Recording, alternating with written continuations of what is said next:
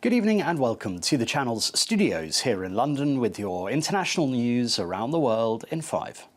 More than 90 lorry loads of humanitarian aid have been collected by UN teams inside the Gaza Strip 3 days after Israel eased an 11-week-long blockade. The aid, which included flour, baby food and medical equipment, was picked up from the Kerem Shalom crossing and taken to warehouses for distribution. Humanitarian organisations have warned of acute levels of hunger among the 2.1 million population amid significant shortages of basic foods and skyrocketing prices. Israeli authorities had only allowed our teams to go through one area where that was highly congested, that we felt was insecure, and where we felt looting was highly likely to take place given the prolonged deprivation of in Gaza since the blockade. A young couple have been shot dead as they were leaving a Jewish event in Washington, D.C. Yaron Leshinki and Sarah Lynn Milgrim were described as being in the prime of their lives by the Israeli embassy, where they both worked.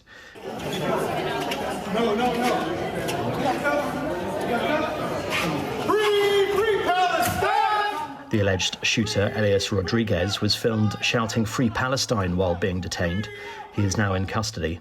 Israel's foreign minister said the attack was a direct result of toxic anti-Semitic incitement since the 7th of October 2023 attack that prompted Israel's military campaign in Gaza.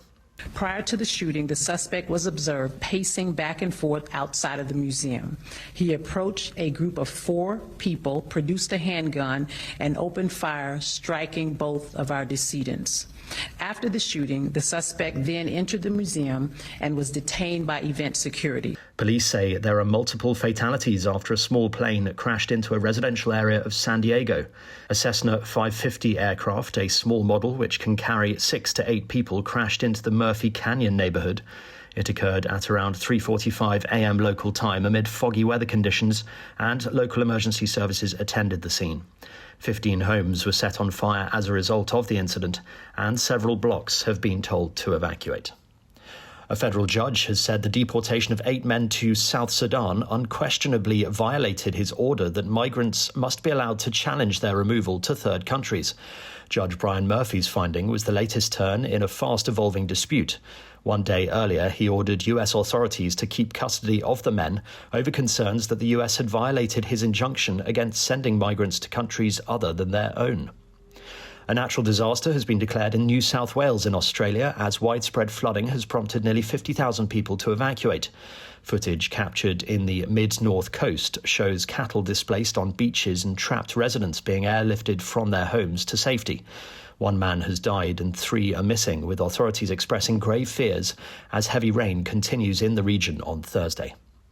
In spite of protests, Sir Keir Starmer has signed a deal handing the Chagos Islands to Mauritius.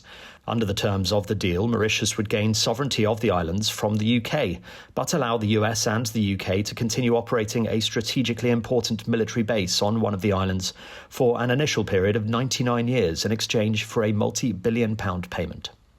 And this is the moment that hundreds of tiles fell from the roof of a centuries-old tower in China's Anhui province, smashing to the ground, forcing tourists to run.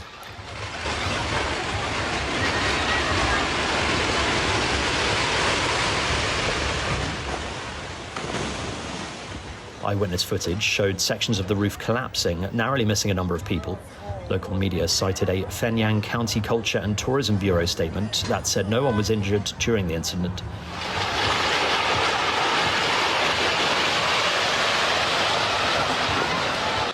The drum tower, reportedly the largest in China, was built in 1375 during the Ming dynasty, but had undergone an extensive rebuild in 1995.